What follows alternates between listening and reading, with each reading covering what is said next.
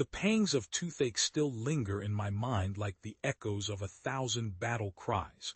'Twas a plague upon my mouth, one that left me writhing in agony and cursing the very heavens above. In those days, when the Black Death stalked the land and mortality reigned supreme, I sought solace in the dubious hands of medieval dentistry. Those were dark times indeed, when the art of tooth extraction was passed down from father to son like a sacred ritual, devoid of any scientific understanding or finesse. I recall the day vividly, as if it were etched upon the walls of my mind with the same care as the frescoes adorning the cathedrals. The year was 1350, and I, a young apprentice in the bustling town of York, had just lost my beloved father to the very plague that would soon ravage Europe. With naught but my wits and a meager inheritance from dear old Dad, I set out to make a name for myself as a humble dentist. Little did I know then that the horrors that awaited me would be etched upon my memory like the scars on a battle-weary warrior's face. My first patient was a burly blacksmith named Grimbold, whose pearly whites had long since turned into a mass of yellowing, crumbling decay. His gums, once rosy red, now resembled a ravaged battlefield, with teeth scattered about like the fallen bodies of the vanquished. I watched in morbid fascination as Grimbold's eyes glazed over with a mixture of pain and resignation. As his apprentice, my task was to prepare for the gruesome procedure ahead.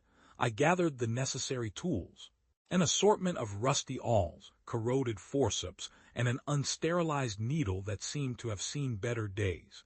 The anticipation was palpable as Grimbold's puffed chest began to rise and fall with labored breaths. With shaking hands and a heart full of trepidation, I set about the task at hand. The air was thick with the stench of rotting teeth and sweat-drenched apprehension. My mentor, old Tom, leaned in close, his voice dripping with malice as he whispered words of encouragement. "Fear not, young one. You are but a vessel for the will of the gods." As I probed the depths of Grimbold's mouth, my fingers trembling like autumn leaves in the wind, I felt the weight of the task before me. The air seemed to grow thick with tension, much like the very moment before a storm unleashes its fury upon the land.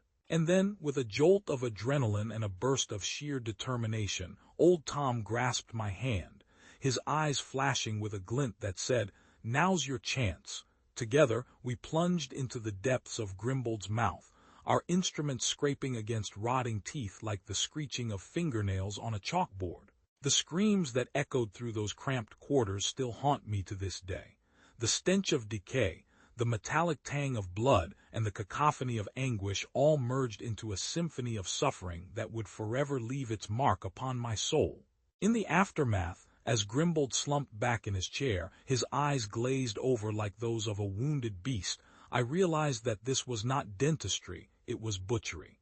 The art of tooth extraction had devolved into a crude, barbaric practice, devoid of any semblance of compassion or humanity.